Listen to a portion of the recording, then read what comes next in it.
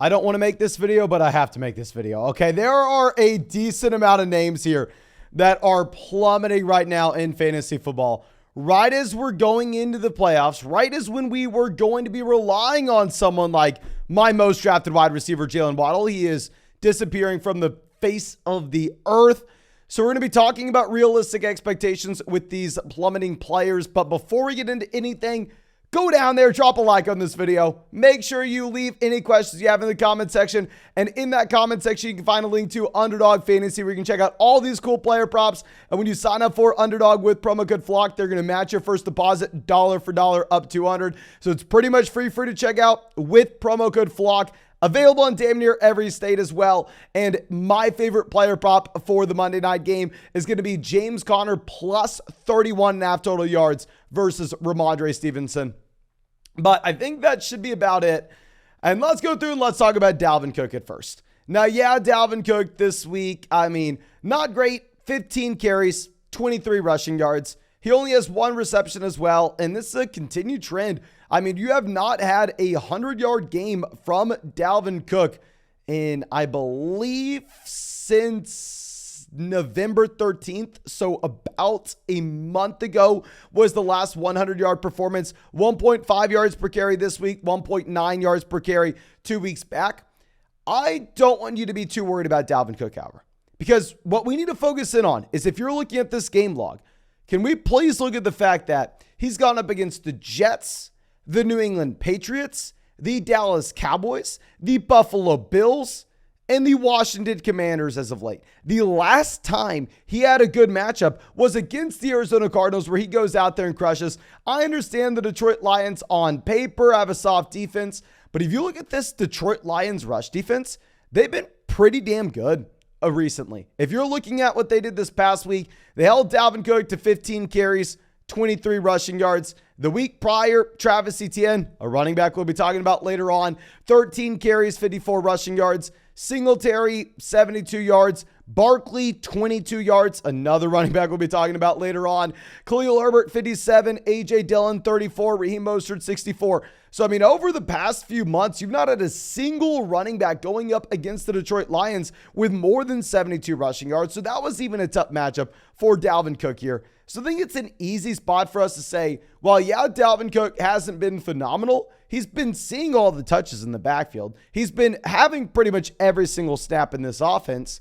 So if you're getting all the snaps, all the touches, all the volume, and you're just not efficient against very tough matchups, I think it's going to be easy for us to make an excuse for you and to say you'll be a much more exciting option going forward. Now, going over to one of those running backs we just discussed, let's look at Saquon Barkley here. And with Barkley, we had a couple people in the live stream Sunday morning saying, you know what? I'm worried about the neck injury. I'm worried that they're going to be limiting him this week. He hasn't been good in a while. Can I bench Saquon Barkley? Can we go with someone else? We told everybody to play him. We told everybody to play him. He was third on the New York Giants in snaps. He was the running back 3 for the New York Giants this week. And with Saquon Barkley, the man hasn't been good.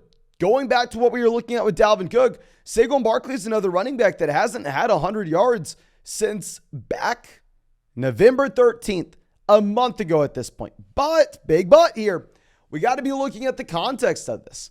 Go ahead and look at these matchups. The Detroit Lions, the Dallas Cowboys, the Washington Commanders, this past week, the Philadelphia Eagles. He's had a brutal schedule. And if we look at Saquon Barkley, the difference between the win and loss column, of course, a big reason for this is just the game environment he's operating in.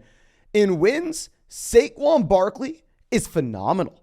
Of course, there's a lot of correlation between the game environment as well as, of course, the Giants are probably going to win if Saquon Barkley has a great game. So I understand that this isn't the perfect way to view it, but let's just use this as a point.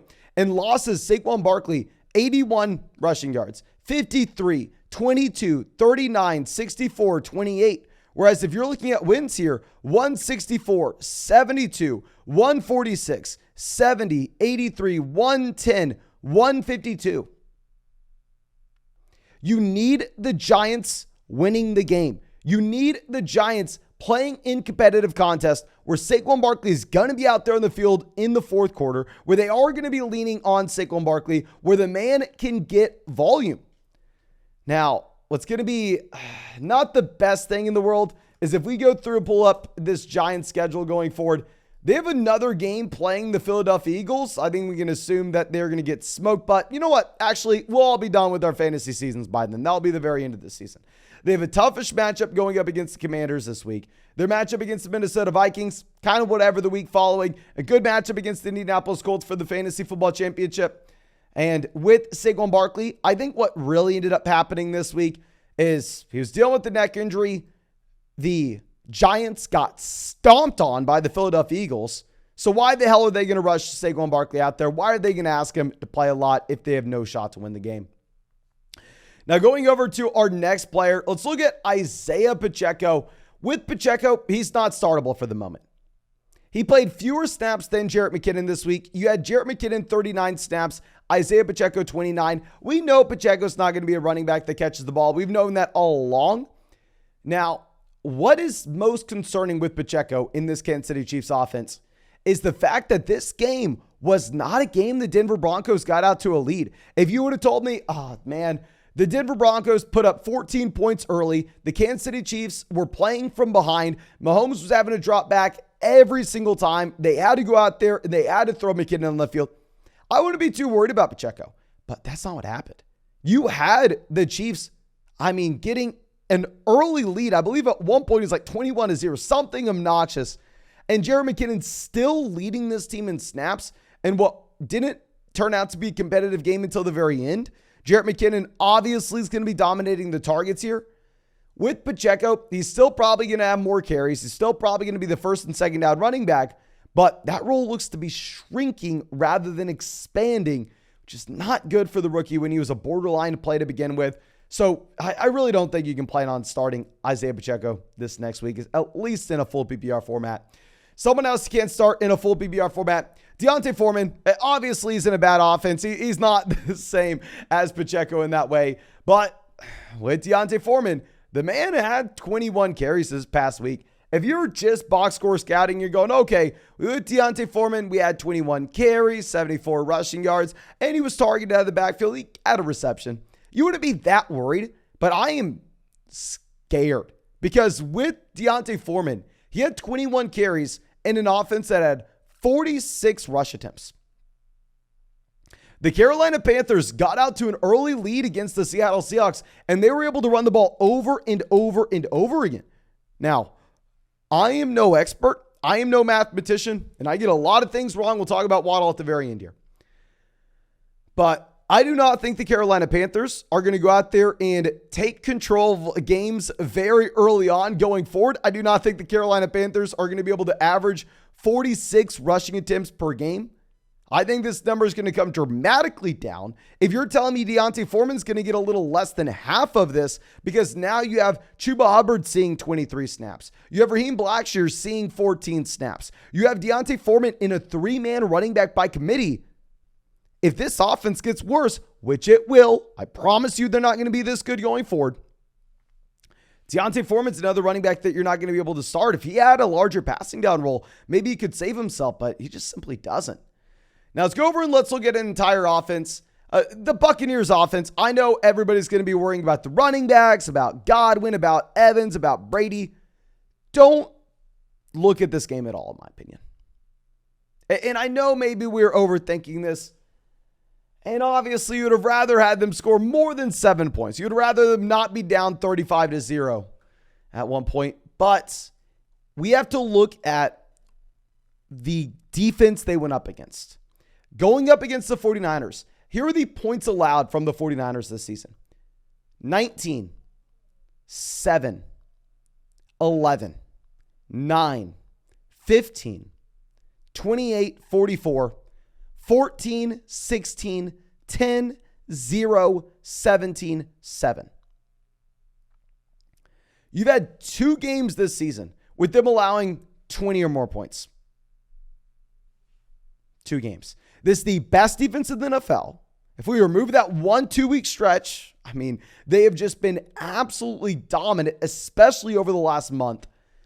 if we look at what the Bucs are going to have going forward, I mean, the Bucs are going to be able to go up against the Cincinnati Bengals, which should be a high-scoring contest. I imagine that's going to be, I don't want to say a full-blown shootout, but maybe close to it. You're going to get the Arizona Cardinals. That's a phenomenal matchup. I like the Carolina Panthers matchup as well. So I'm not going to be too worried about the Tampa Bay Buccaneers offense. I think it was just a brutal game. You should have known to bench them. They had the third lowest implied team total among all teams this week, which is why we were saying to bench them. I think we move on. Now, going over to our next guy, someone that I told nobody to bench, someone that I told everybody to play, Travis Etienne. I'm sorry. There's not much more for me to say, to be honest. I am sorry. We thought the Jacksonville Jaguars offense was going to be in a better spot than most people were projecting. A lot of people were scared about Tennessee Titans. I wasn't really. The spread on that game was only 3. And we thought that Travis Etienne was going to see almost every single snap out of his backfield. Both of those things happened. I cannot explain the ineffectiveness of Travis Etienne in this contest, but most importantly, I cannot explain the lack of involvement as a pass catcher. You would maybe say, well, Mason, I mean, they easily win in this game against the Tennessee Titans. Maybe it's just Trevor Lawrence didn't throw the ball. Oh, Lawrence threw it. There was passing volume here. There's more than enough to go around. I mean, there was more than enough to make Evan Ingram look like Travis Kelce. I don't know if Etienne's dealing with a lingering foot injury. I don't know if that's what it is. I don't know if that's why we're seeing the 1.9 yards per carry.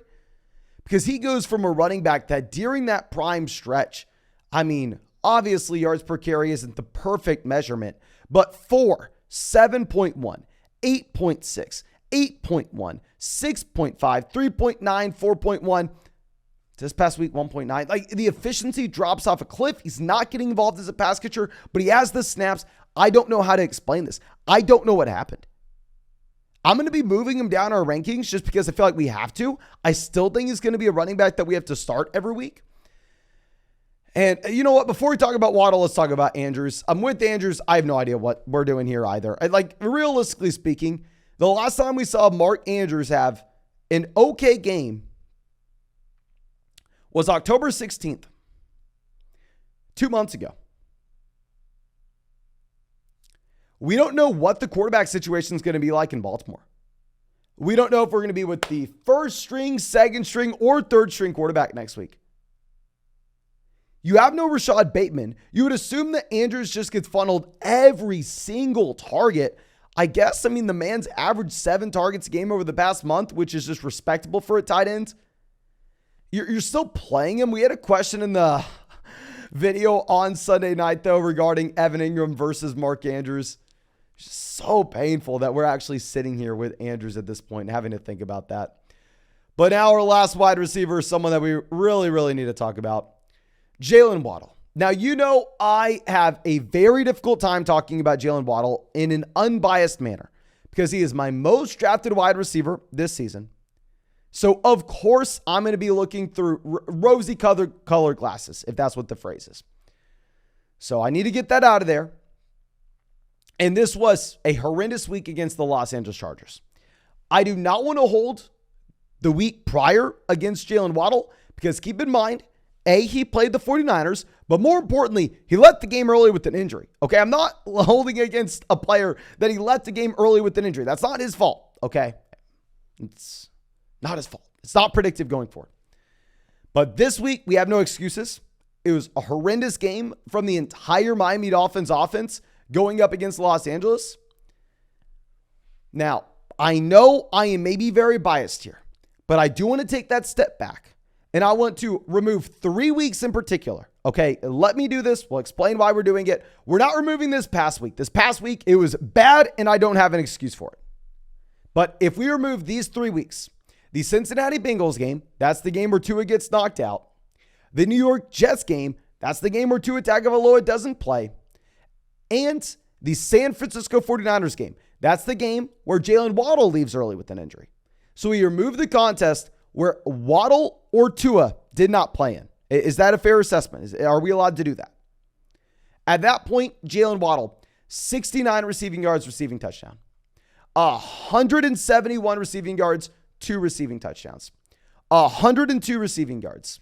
129 receiving yards, 88 receiving yards, 106 receiving yards, 2 receiving touchdowns, 85 receiving yards, receiving touchdown, 66 receiving yards, 85 receiving yards, and 31 receiving yards.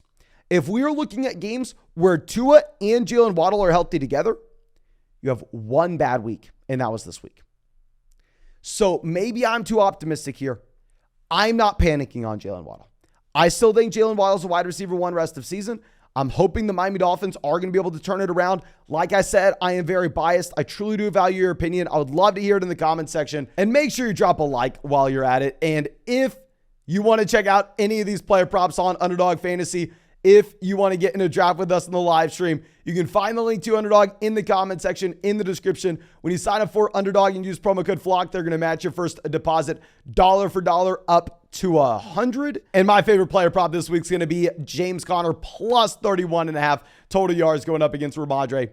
But I think that's all we got for you. Of course, thank you so much for being a member of the Flock. Thank you for supporting the channel. Hope you have a great day. Hope we get to see you with the live stream tonight.